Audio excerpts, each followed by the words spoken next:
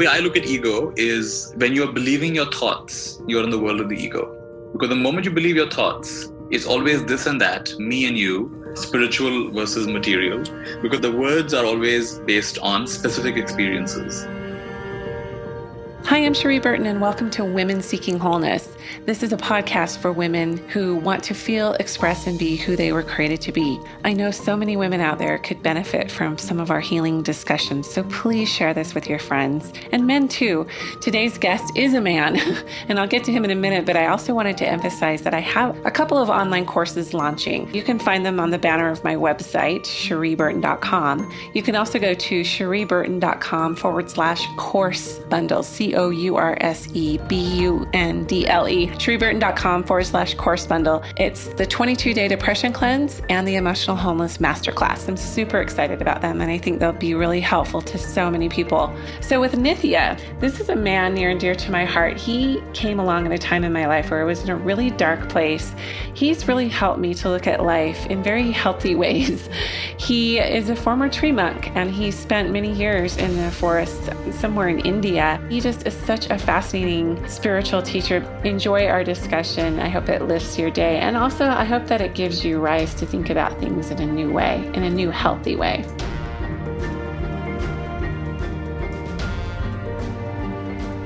Welcome, Nithya. It's just beautiful to have you on. I met this man when, I would say just kind of a weird juncture in my adulthood. That's the best way I can put it. My mom had invited me to listen to this wonderful spiritual teacher. She's like, he's so happy, you're going to love him. I have to say, I'm not used to seeing super happy people. And Nithya, you might find that amusing, but that was the first draw, is like, why is this guy so happy?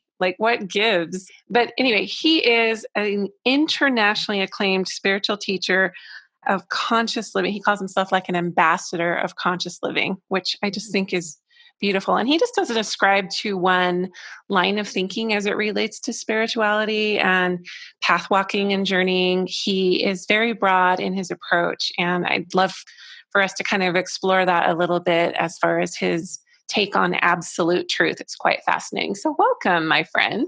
Cherie, thank you so much. It's a joy to be with you, and through you to all the people connected with you. So happy to be here. Happy to join you. And you are in India right now, correct? Presently, I'm in India. That's right. So I met you in Logan, Utah. That's right. Why don't you share with our audience a little of your background? What got you to this point? Sure. So I was actually born in the US, and then my parents moved back to India. I grew up in India, and my parents moved about quite a bit. So I ended up going to many different schools. So it was kind of unsettling, and I began getting more introspective and introverted in a sense of reading a lot of books and trying to always feel, do I fit in? Am I okay? And I think a lot of youngsters have that, and I had that quite acutely. You could call it an inferiority complex, not tall enough, not strong enough, not athletic enough. I didn't feel I had an identity. And that changed when my mother was going for a meditation course, and she said, would you like to come along? And I didn't know what it was about, but I just said, it sounds interesting, I'll come.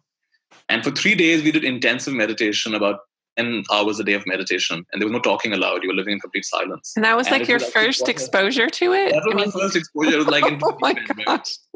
And that right away, first of all, it was very difficult. But if you meditate that intensely for 3 days, I had moments of absolute clarity. My mind got so calm, so still, so quiet. And I experienced a kind of peace I'd never experienced before. And now I call it happiness for no reason. Most of us are used to happiness for a reason. So it's happiness for no reason. And I asked my teacher, what is this? What am I experiencing?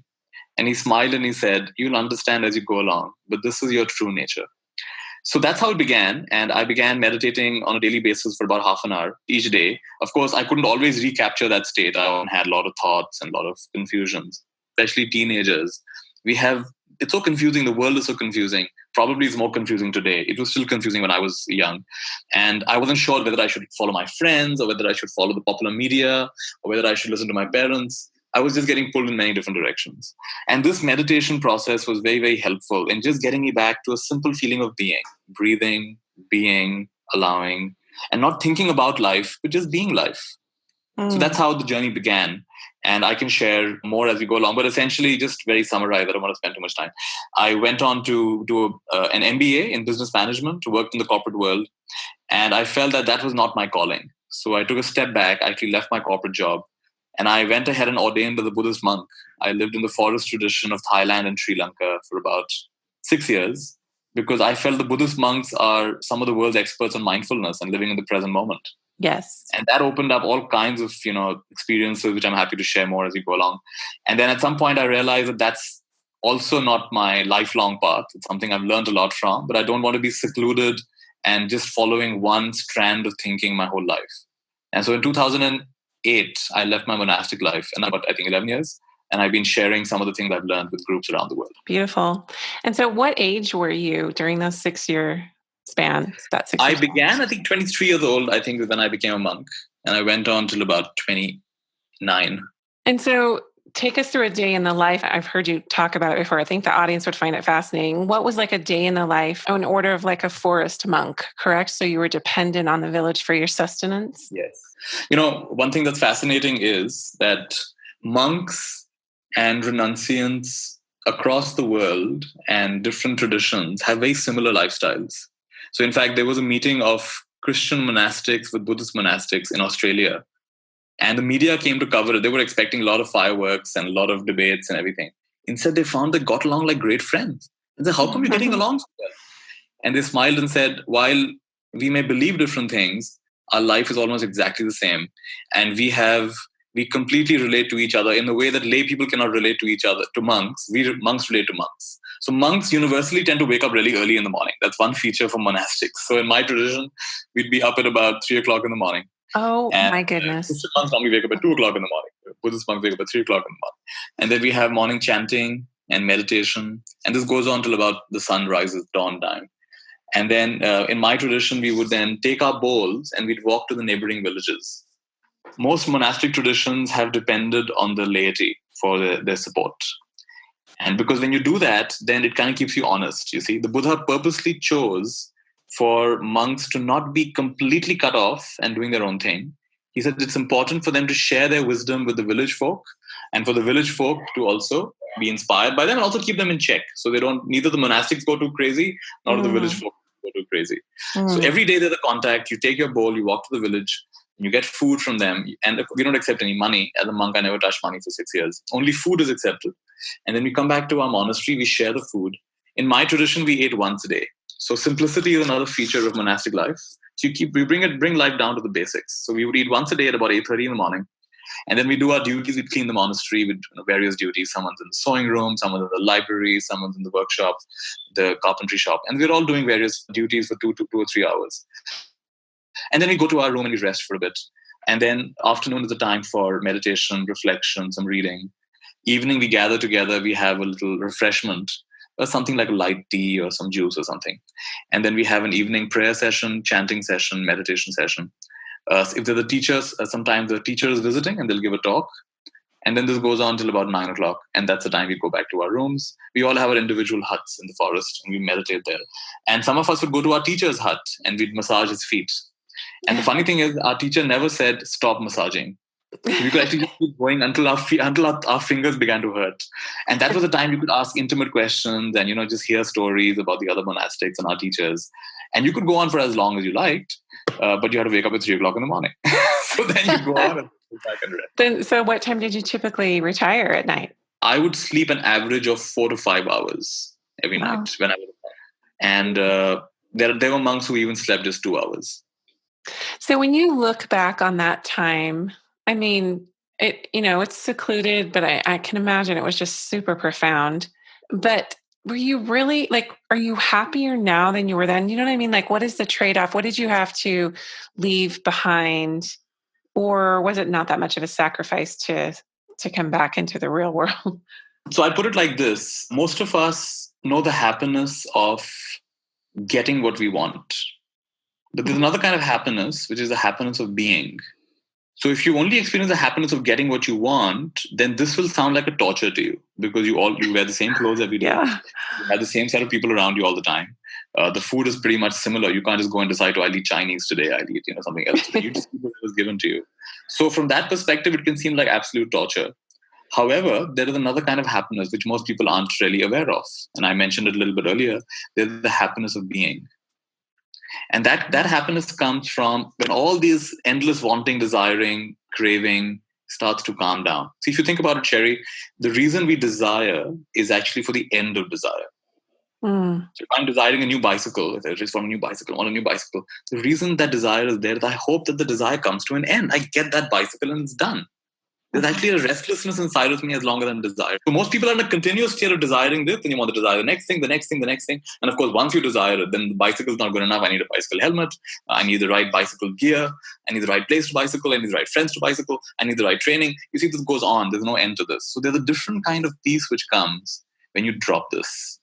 And of course, desire by itself, there's nothing wrong in desire. It's the way you hold the desire. So if you're doing it in a way that is enhancing your life in terms of how can I grow as a human being for the benefit of all, that's a different kind of desire. That's a different kind of implication.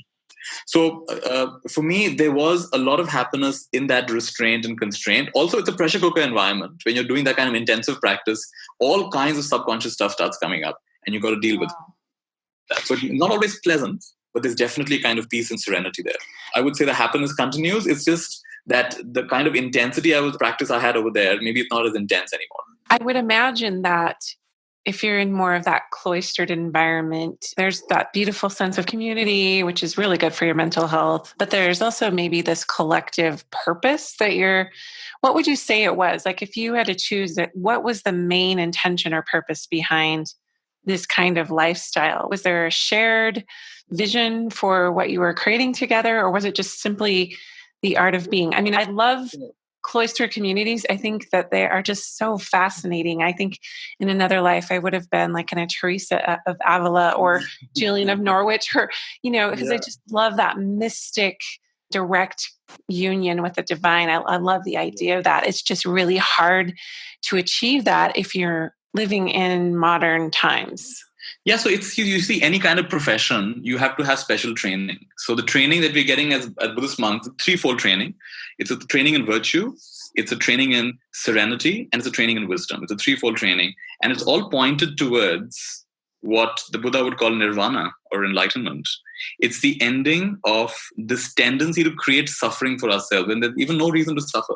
Like one can be sitting quite calmly and build up mental suffering for no reason. You're just sitting there, there's nothing wrong. The temperature is good, the food is good, the air is good, the people around you are good, but you're mentally creating suffering for yourself. And most of us do this at one level or the other. And the Buddha has a very interesting promise. He says, there is a reason for this suffering and there is a way to come to an end to this suffering. So this is the teaching of the Buddha, and this is what Buddhist monks are trying to endeavor to develop their mind in these three ways. By virtue, we mean living in a way, speaking and behaving in a way that does not create harm for other living beings. That's number one.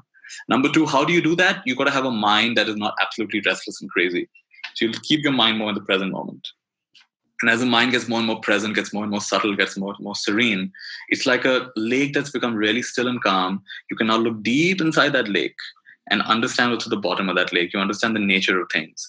And as you understand the nature of things, everything, all the underlying tendencies towards anger and hatred and confusion, they start to evaporate. And when all the underlying tendencies are gone, the deepest psychological roots of this have been transformed, then you experience, it's like a shift, it's like a state change, like when water becomes steam, it's a state change. So while you outwardly look like a human being, the capacity to suffer has completely got nullified. And while you still experience pleasantness and unpleasantness, you will no longer experience psychological suffering. And that's what Buddhist monks and many monastics in their own way are trying to achieve. Yeah, that's beautiful. I have studied some Buddhism. I love the idea of non-attachment. And it's kind of what you're saying, right? Like, there's always a need for more and more and more and more. I think it was Deepak Chopra. I don't know how you feel about him, but he said that if you detach from the outcome, it will come to you in the most perfect way. Very beautiful. We had many experiences of that as a monk because you see, we had very few things. And something as simple as getting a book I wanted, it was not in my hands because I had no money. I couldn't just go and buy it on Amazon. So I often would just say, I just wish I had that book. But of course I didn't. So I thought, all right, it's fine. I don't have it. And very often within a week, someone would just come and give me exactly that book. And this happened so many times with so many different things that I was amazed that, here I am. I don't have any resources. I'm living pretty simply. Something as simple as a new flashlight, because my flashlight's not bright enough or it consumes too many batteries. And somebody would give me a new flashlight.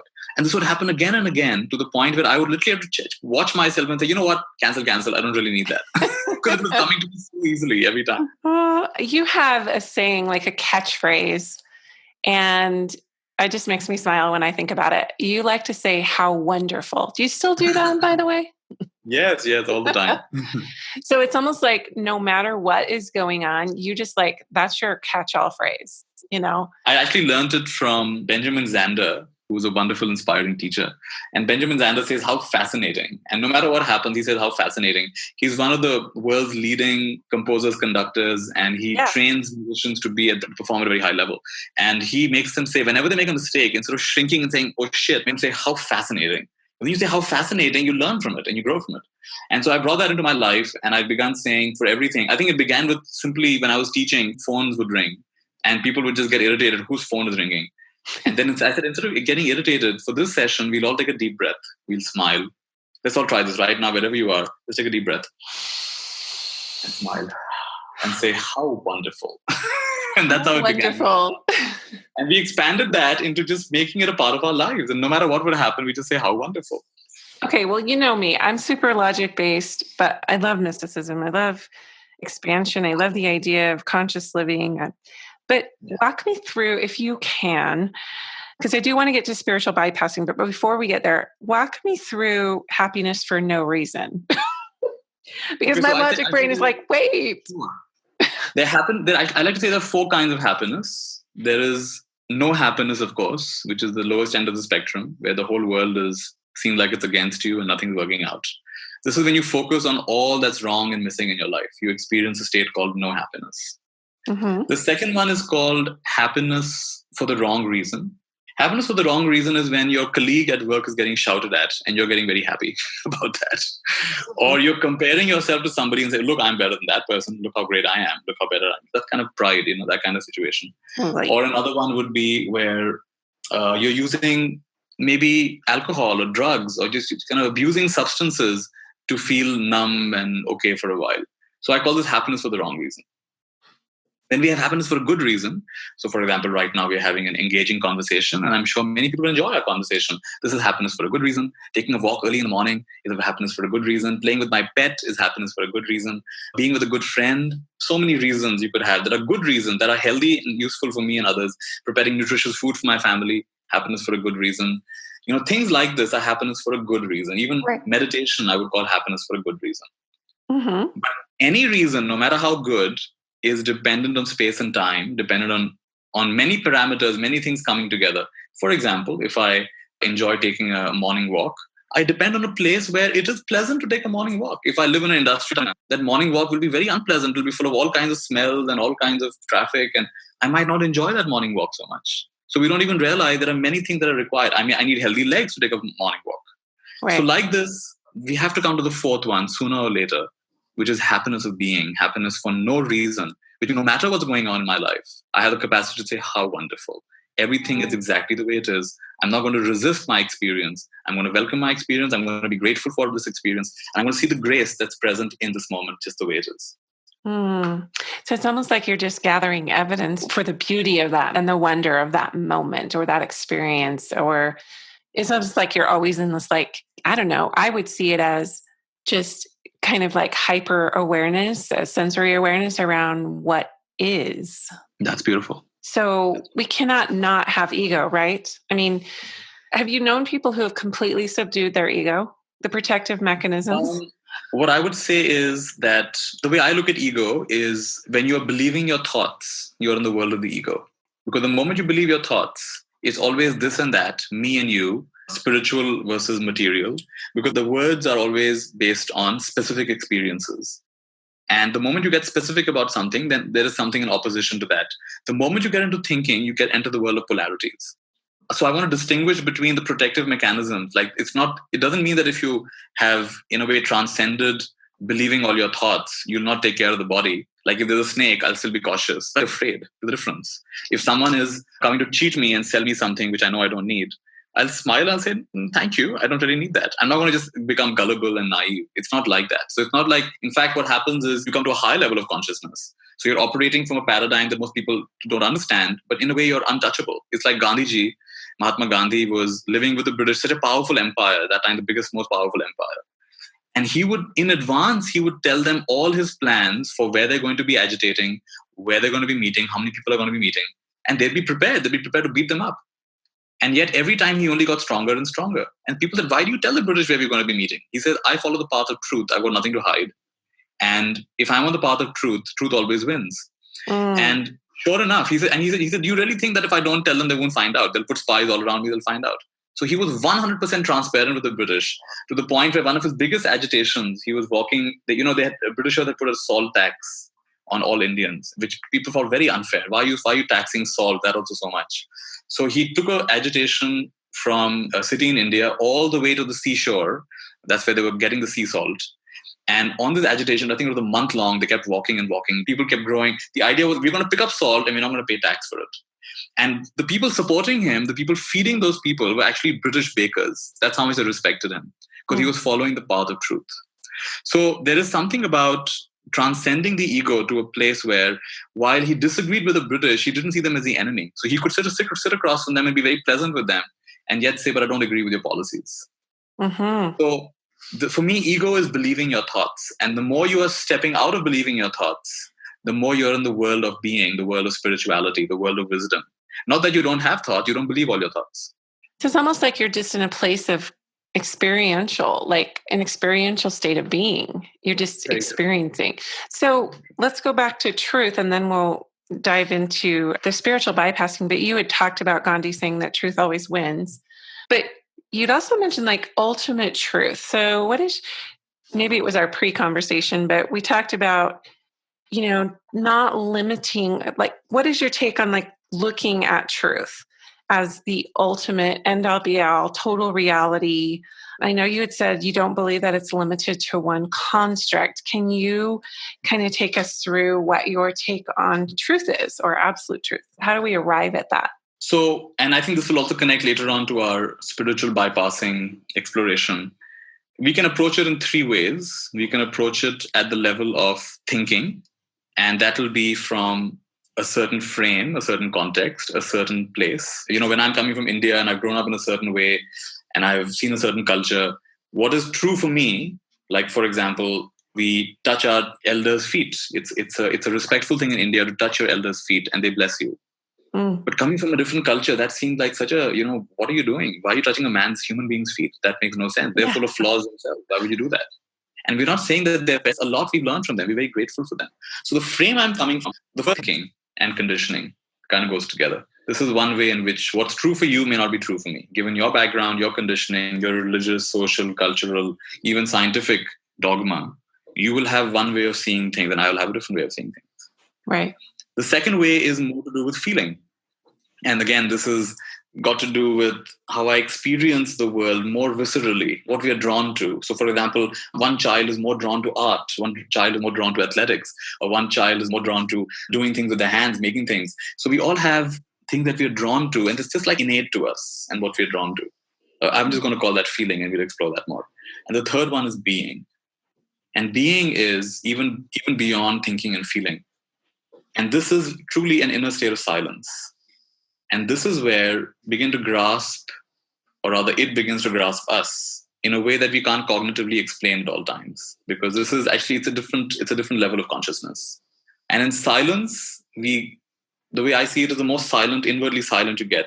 The blueprint of what life is about and what your life is about and how it's a little piece on a gigantic jigsaw, that blueprint gets more and more clear to you. It's like it gets more and more higher resolution. The blueprint gets bigger, wider, more intricate, and you understand your place in the world and you understand why things happen the way that they happen, but not in a way that always makes sense to others. So 3 levels of understanding truth. What's interesting, we all have this lens, right? This perception filter that we run everything past on a subconscious level. And as you're talking about this blueprint being able to be, it's more, I guess, pure expression. Is that kind of what you're saying? Like you open up a space when you're in a place of being, I remember who said it. I think it was Carolyn Myss. She said that who you are cannot come into you through thought forms. Who you are must be felt. It kind of reminds me of what you're talking about. Like who we are is an experience. It's too limiting to put it into language. Having presence, I guess, is speaking. Like it's your presence that you're trying to draw forward. Is that kind of the goal, I guess, or with the truth is drawing forward your true presence or your authenticity with that blueprint? Yes. And I would put it in this way that, I can say I am this and that. For example, I can say I am a spiritual teacher. I am a man. I have lived here and there. I've done this and that. So whenever you say anything after I am, that becomes a story. And of course, it can also refer to my national identity, my country is, and my family is. Anything after I am becomes a story. Then you come to the pure I am. And this is the felt perception you're talking about, the Carolyn. Just the sense of being, the sense of in this moment, I am. Not I am this and I am that. Just that I exist, that pure existence. That's the point where we connect with all of existence, because all things, rocks, bacteria, geese, the sun, the moon, the stars, the ants, the pigs, the horses, the trees, and me are in a state of being. So when you touch the I am, you're actually in that moment in touch with all of existence. In Indian spirituality, I am is both the gate as well as the first delusion. And the truth is actually prior to this. So then the question comes, what is before the I am? What is prior to the I am?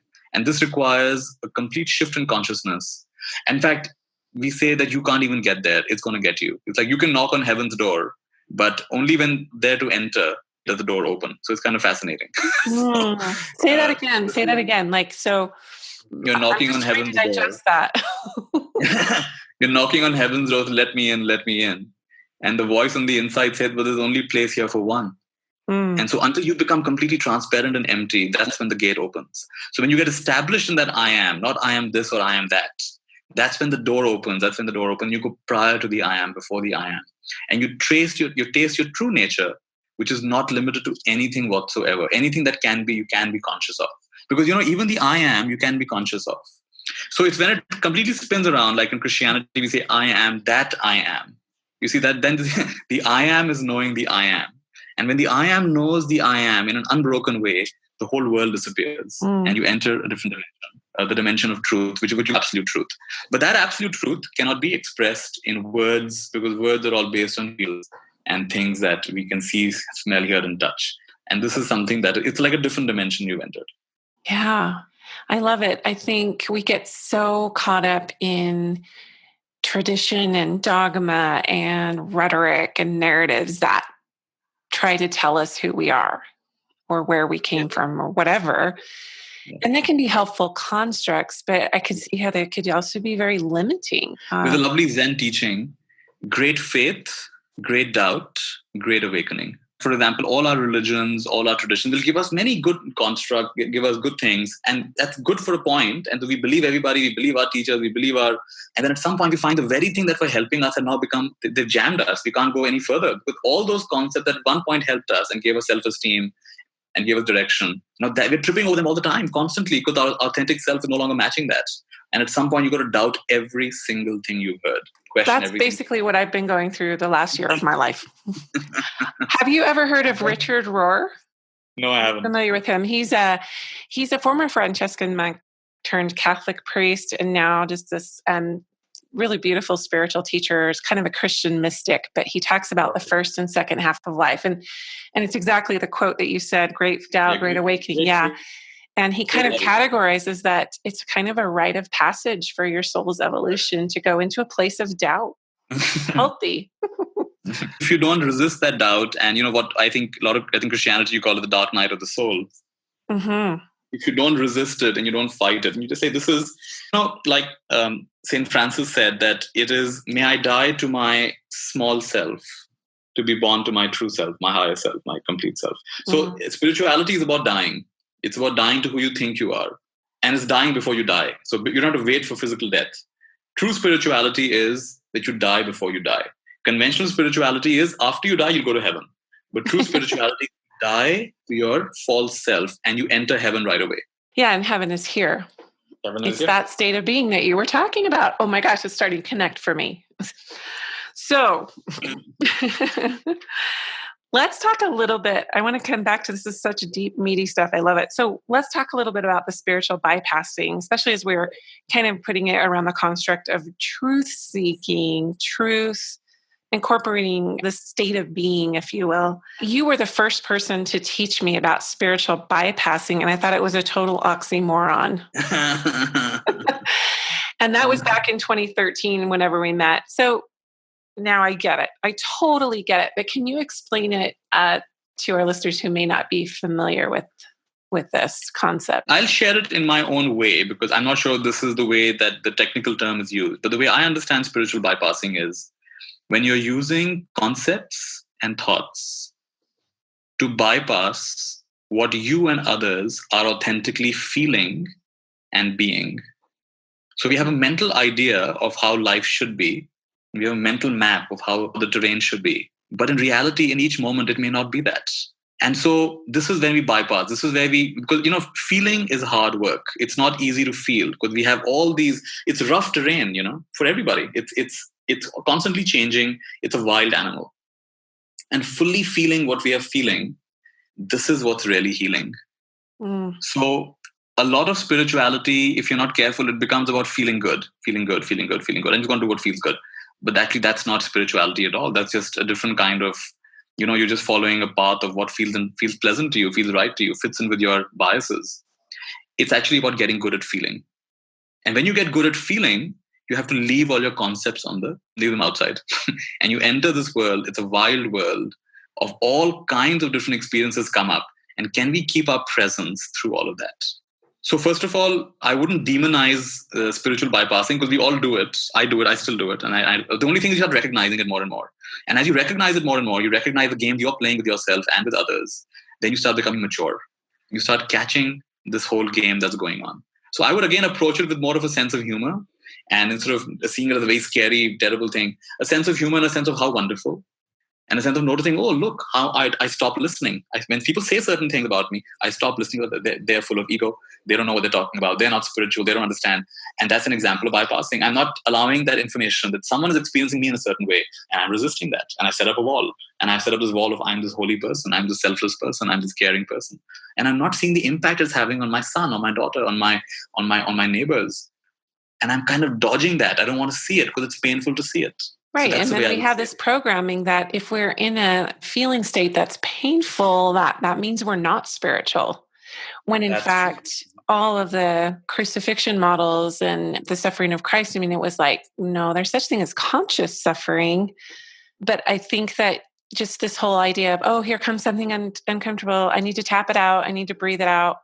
I can see both sides of it because sometimes when it comes up, when the pain comes up, we might not be in the most ideal setting to deal with it right then and there. I kind of have, it's like a dual question I have with this because I kind of have developed a theory that it's never convenient, but I also have a second part of that it never will be the ideal setting.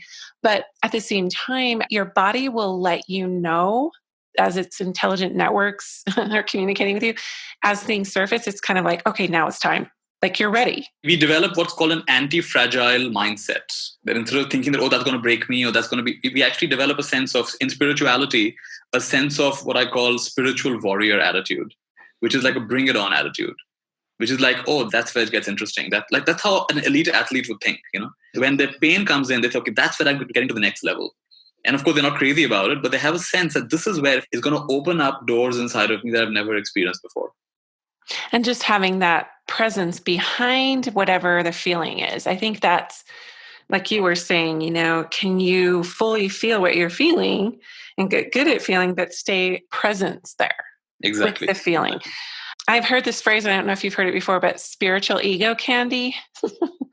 Ego, this is the thing. Ego will then take everything. Even your progress, that'll become your spiritual ego. And look how evolved I am. Look at how far I've come. Look at how much I've practiced. Look at how much I know. Yeah. That's one sign you've not arrived. But what I see with a lot of cultures and religious communities, and not just my faith of origin in my community, but a lot of it is elitism and we have certain secrets. We are a chosen special people, which kind of is very separatist, but it kind of feeds the spiritual ego. I would have never seen it that way before until I've kind of gone through this dark night where I'm like, hey, wait a minute. That's just not resonating with me anymore. Why would I want to be separate? Why would I want to be in with the special people and not in unity consciousness? So the unity consciousness you're talking about, this is exactly the kind of spirituality that liberates us. There's a spirituality of thinking, there's a spirituality of feeling, and then there's a spirituality of mysticism, which you could also call the spirituality of high concentration. And high concentration opens up, what you use as unity, opens up to unity consciousness. And that's the one that completely reorients you to understanding yourself and the world. What's the crash course to that? Would it just be that you just really have this heightened awareness around distortion and just you've become so attuned to your soul speak, if you will, that you can kind of sense that? And so you just continue to be in presence until it sort of arrives? Or because it's so hard. I mean, we're talking about non-attachment, not really being like uber crazy on, hitting different markers or goals. At the same time, there's just this like urgency I feel to bring in what you're talking about in that direct union or that high concentration, but not be chasing it so much like I'm not getting it because I'm just chasing it too much. Am I making any sense whatsoever? Of course. And I would say that, just a simple question that we ask ourselves many times in the day, what am I aware of? So right now, wherever people are listening to this, wherever you are, Sherry, just to ask yourself, what am I aware of? And just take a moment. And this is like a moment of pause where you already see what you're seeing, hear what you're hearing, smell what you're smelling, taste, touch, know what you're thinking, know what you're feeling. It opens up the world of the present moment when you ask that simple question, what am I aware of? And this will take you on a journey of what I call the vertical dimension. I love the crucifix, the sign of the cross, because for me, the horizontal dimension is short and the vertical dimension is long. That's what, for me, the cross, the mystical meaning of the cross is that Christ is inviting us to go into the vertical dimension of life, which is not past and future. It's diving deep into the now. That's the mystical dimension. So when we pause and say, what am I aware of? You enter that vertical dimension. And now this is an endless journey of depth, right? It's a timeless, spaceless journey. And you're exploring a whole different world, the world of presence. And you're going to get better at it. How do you get better at it? The short course, like you asked, the short way of understanding this. I'm going to say it like this. Short moments of resting in clarity, repeated many times. Okay, that's a serious truth bomb. Say that again. Short moments of resting in clarity, repeated many times. So as you take these glimpse after glimpse, short moments of resting in clarity, repeated many times. And, we talked about truth earlier. So one of the simple truths is, what am I experiencing right now? And so you just come to that, aware of the present. One of the ways I summarize all the things I share, just 3 things. To focus on what you are grateful for. Number 2, to focus on the present. And number 3, to focus on what's focusing. And these 3 are a very complete teaching right there. So being the presence behind even the present moment and the gratitude and having the awareness around you, who's thinking the thought, like who's aware of the thinking? Who's that person? What is that? I recently came across a process called the wholeness work by a lady in the US. Her name is Connie Ray Andreas. And she approached self-inquiry from an NLP perspective, which is very fascinating, neuro-linguistic programming. And she's come up with a way that I find a lot of people can benefit from, especially Western people can benefit from. Because this question, who am I and what is it that's aware, is actually quite a tricky question to answer. And she's broken it down. So I invite people to just check out the work of Connie Ray Andreas, the wholeness process, the wholeness work. And she's getting people to, and just to give you a very quick experience of it, instead of asking, who am I? In the wholeness process, you ask the question, where am I? So for example, as I'm speaking to you now, my laptop's in front of me and I'm speaking and I say, where am I? And I have a generalized feeling of somewhere in my heart. And so I just tune into that. And what does that feel like? It's kind of a diffuse feeling for me, somewhere broadly in my heart. What does that feel like? And I become aware of that. And if I'm aware of that, then automatically I'm not that. So where is the I that's aware of that? Then I feel the spaciousness around myself. So then, okay, so what does that feel like? I tune into that. And then where is the I that's aware of that? And now it feels like it doesn't even have a location anymore. It feels open, so cosmic. So I feel that for a moment. And that's aware of that. And like this, we take a journey backward until we can't define it anymore. We can't pinpoint it anymore. We can't define it anymore. And from there, we come back. We bring that stability and clarity to the I that's the size of the room, to the I that's the size of my heart, and to everything that I'm seeing and experiencing. This is also nothing but consciousness, nothing but awareness, pretending to be a curtain, pretending to be a laptop, pretending to be a mirror. This is God consciousness, pretending to be all of these things, playing hide and seek with itself. And that really is the true mystery, isn't it? I love this.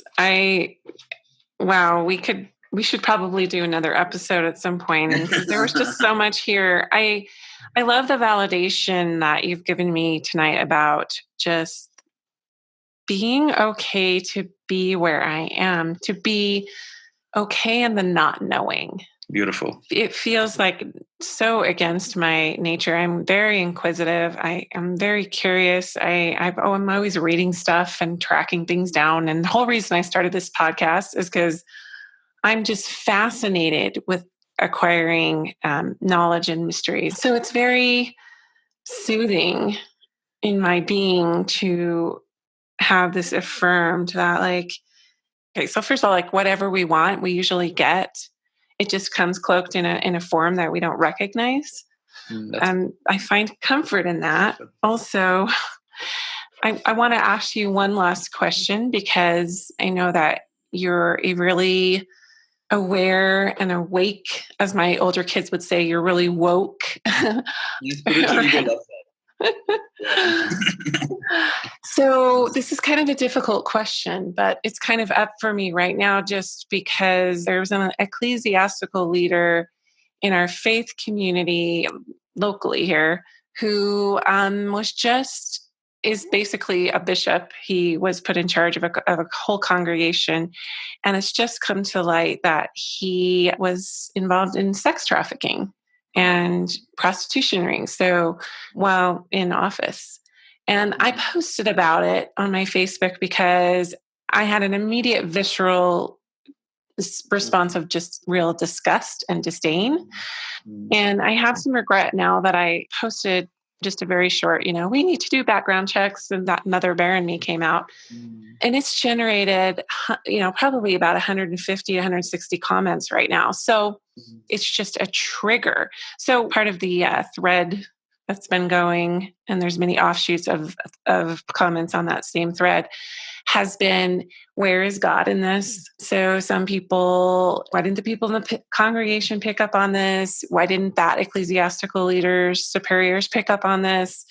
And also, if this is a loving God, why would he allow this person in this position to begin with? And then also, what about all those victims in his wake? So it's kind of a loaded question, and it's kind of multifaceted, but I think you get the gist of kind of where I'm going, around why do bad things happen and how is that bringing us to presence? So there are two trajectories that we are on simultaneously, and we don't progress on them equally. So one of them is, like you just used the word woke, you're very woke. So one of them is to wake up, and the other one is to grow up. And you can be quite far along in the woke up department and not be far along at all in the grow up department. and that leads to all kinds of psychological games, all kinds of shadows in your system. So a person is capable of standing on the pulpit and completely mesmerizing and inspiring an entire audience because they have touched a place which is very woke, but they haven't integrated that. So there are many, many blind sides and many, many things that are operating outside of their fully conscious presence. And this can lead to a lot of gain. Then that eventually corrupts everything and leads to a lot of manipulation. And this happens not just, in the US, it happens all over the world and I've seen it happen in yoga communities. I've seen it happen in lots of religious institutions. I've seen it happen in government. So this is, again, coming back to the spiritual bypassing. This is what happens. We take concepts, we take ideas, we take roles, we take identities, we take authority, we take hierarchy. And we get so locked into that we don't see what's right in front of our eyes. And we don't honor the feeling in our gut. There is something inside of us that's giving us very clear indication every single moment, where to go, where not to go, what to trust, what not to trust. And then we get disconnected from that. No, that's an authority figure. And we miss out on that. So the process of awakening and of growing up as well is not always a pleasant process. And the way that I make sense of this is that some of us have chosen a path that's a very fast path. Like, for example, someone who's been given date drugs and goes through a very horrendous experience. There's nothing pleasant about that, super unpleasant experience. But it opens her psyche up. It challenges her in a way, and it kind of makes her look at life in a way that she never would have otherwise. And it leads to a soul growth. May not be your human person get damaged from that. But at a soul level, there is a kind of growth. Because at a soul level, we are developing qualities of compassion, qualities of forgiveness, qualities of wisdom. And so from a human perspective, these things are very, very hard to understand. If you think of yourself as a physical body, having a physical experience, good luck understanding these kind of things. But when you start understanding that you're more than a physical body, you're actually pure energy. The universe is pure energy. You are also nothing but energy. And these feelings, this hum, this fully feeling what I'm feeling, is opening me up to that energetic dimension. And even deeper than that, you're nothing but consciousness.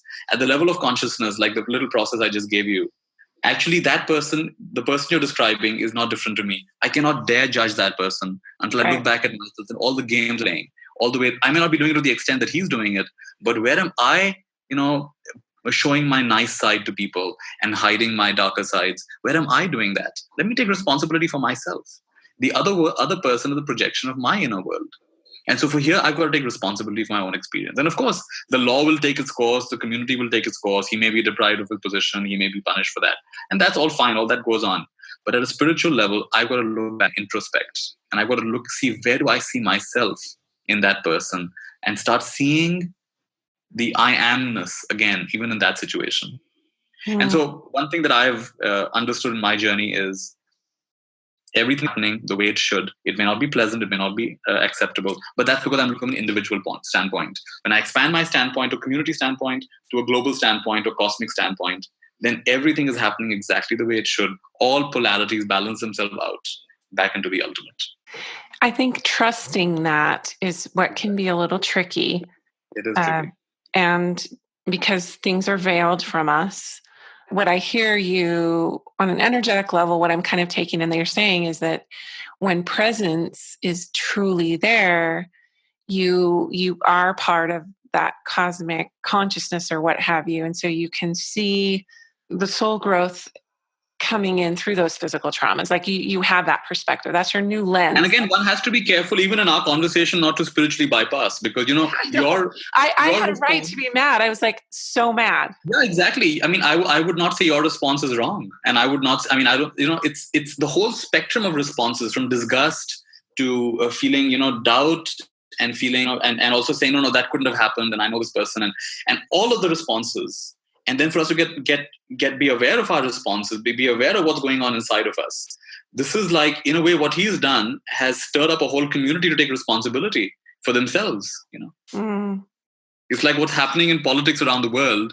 It's stirring people up to say, we just can't give all our autonomy away to a government. I talk about this a lot. Like, didn't mean to interrupt you, but I think that's why Donald Trump is serving such an interesting purpose right now. Yeah, because he's a real blessing in the sense that people are really waking up to say, we can't just delegate our freedoms to a government sitting somewhere, no matter what they say. We have to wake up, and local communities, people working together who know each other, growing their own food, looking out for each other. This is what really creates deep inner peace and contentment. You can't just rely on a volatile global economy for your inner peace. I love that.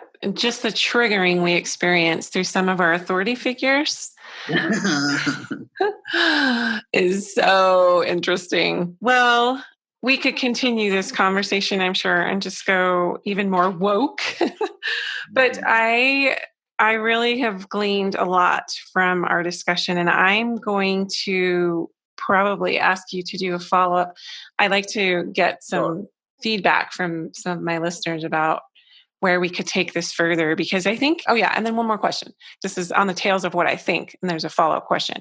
So I think we're coming into a new age where, I mean, there's a lot of stuff with astrology and there's all these, different eras people think that we're in. I mean, but as it relates to the feminine, and I don't mean just women, I mean the feminine in men, I mean the energy of the feminine.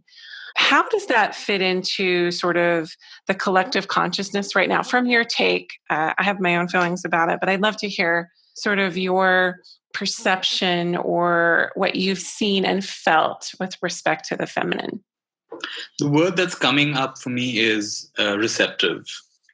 And this is one of the most important qualities of the feminine, is to be receptive, to receive instead of to resist. And instead of trying to dominate events and control events of our life, this is also one of the main qualities of true spirituality, is to receive in each moment without resistance. And then there is some lesson there, there is some learning there, there is some reflection there, and there is some integration to be had over there. So I would say to slow down and to receive whatever is coming with grace in our life, to reflect on that. And this quality, like you said, is there for women, is there for men, is there for everybody. And the nurturing that comes from that, the inner nurturing that happens. Now, this is so required in every single aspect of life. So much of life has become about controlling and dominating, and all these masculine paradigms, of course, to the fact that, we want is economic growth, even if it means cutting down the forests and polluting the rivers and fracking everything to death. And we don't look the sacredness of life is one of the elements of the divine feminine. So this honoring manifestation, seeing the sacred, receiving it with grace, nurturing things, this is very much, there's always an equilibrium that's needed. So when we got too far to the masculine side, we got to come and re-embrace these things. And these are some of the biggest lessons for us these days. And have you seen a real shift with that? Do you feel like it's exponentially in an expansive mode right now with people? Definitely with a lot of people. There are many things that are going on in the world simultaneously. So on one hand, you have even more of a masculine push in some ways. In a much deeper way, you're right. This kind of awakening is happening.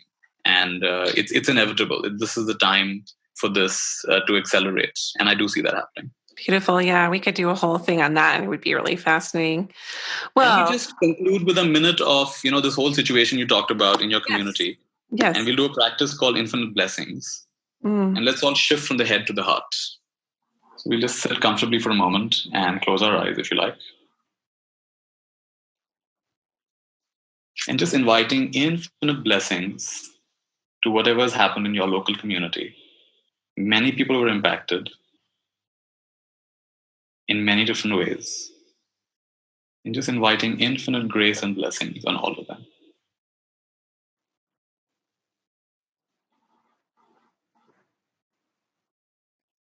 Everyone involved is being showered with infinite blessings, infinite grace. From our perspective, this may be very hard to understand, but they're the higher perspective. And infinite blessings from that source, which is endlessly benevolent, endlessly compassionate, and is only concerned with each one of us growing up and waking up. And may everyone learn the lesson they need to learn from this, let go what they need to let go from this, return to their hearts, return to happiness for no reason, and live their most authentic, bright, and beautiful lives. And let's all take a deep breath. Let's say together, and so it is. And so it is. See, I knew you'd make me feel better about that. Well, thank you so much, Nithya. And can you tell people what your name means? Nithya Shanti Nithya means unchanging, and Shanti means peace. So it means unchanging peace. So when I'm not spiritual bypassing, then I'm unchanging peace. Oh, well, one of my dreams is to someday go to India. I would love to Yes, you're welcome. visit It's that fun. place of the world. It's one area I've not traveled to. But thank India, you. India is not a country. India is a teacher. Mm, When you understand that, you come with the right attitude, and you will yeah. be shown what you need to be shown. I feel that. I do. Yeah. And I've always wanted to trace Mother Teresa's steps through Calcutta and those regions, and just to feel that, just to be in that So you space. keep that intention alive in your heart, and at the right time, India will call you. And when she calls you, then nothing can hold you back. Well, I am one to just drop everything and go on some weird pilgrimage. So I'm sure that I'm going to set that intention and feel into that. Hopefully that land will attract me when it's the right time. Well, thank you again so much. And this has been good. I took so many copious notes because there were things relevant just for my own sojourn that I was fed with today. So thank you. Beautiful. Thank you, Sherry. Okay, we'll talk again. Lots of love. Bye-bye. Thank you again, Nithya, for reminding us that ultimate truth is not limited to one construct, and living in the mystery and living in the presence is the key to our power and joy. And as a reminder, I do have 2 online courses launching, the 22-day depression cleanse and the emotional wholeness masterclass. You can find them on my website, SherieBurton.com, or you can go to SherieBurton.com/course bundle, and for a limited time, they will be offered as a bundle. So thank you again for tuning in, and we'll talk to you next time.